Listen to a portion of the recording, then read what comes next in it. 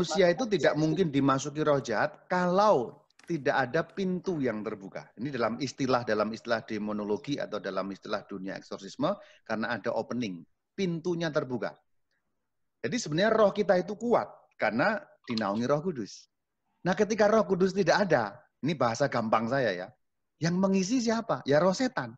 Tapi selama kita ini ada Roh Kudusnya, tidak ada yang bisa masuk.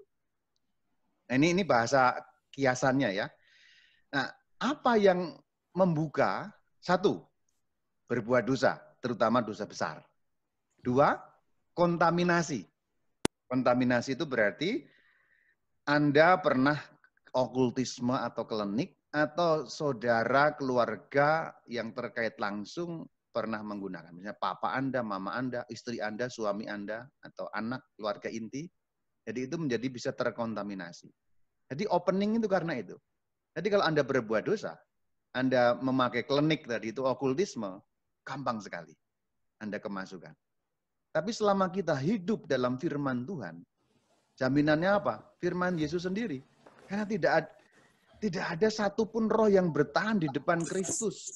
Anda pernah baca satu ayat dalam Alkitab yang berbunyi, pada waktu itu Yesus mengusir setan dan ternyata Yesus tidak mampu. Setannya tertawa terbahak-bahak. Tidak ada. Tidak ada satu.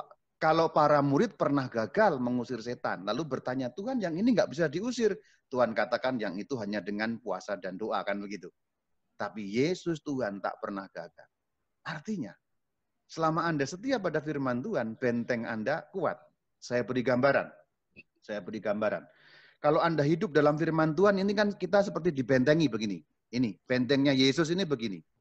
Tapi kalau Anda berbuat dosa, terutama penyembahan berhala, okultisme, Anda membuka. Nah, ini begini. Membuka berarti kemungkinan setan masuk menembus pertahanan. Ini kan peperangan. Anda harus ingat bahasa peperangan tadi.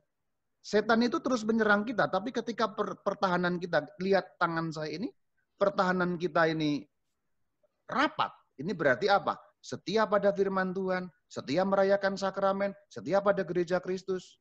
Tapi ketika Anda berbuat dosa, terbuka. Makin terbuka lagi. Terutama dosa-dosa terkait dengan perintah pertama, yaitu penyembahan berhala alias okultisme tadi.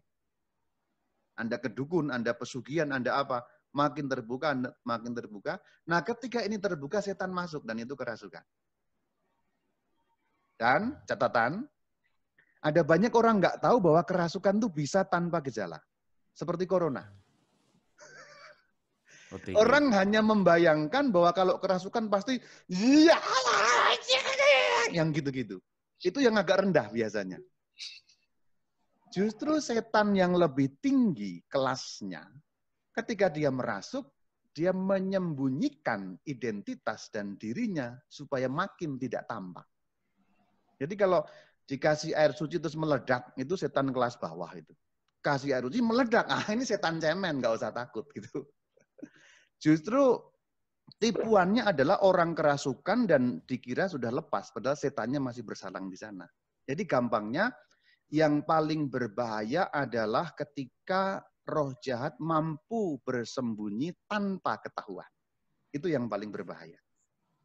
Itu hanya catatan supaya Anda juga ada pemahaman lebih luas mengenai kerasukan. Karena biasanya orang hanya taunya kalau kerasukan itu kan yang teriak-teriak gitu ya. Gitu loh.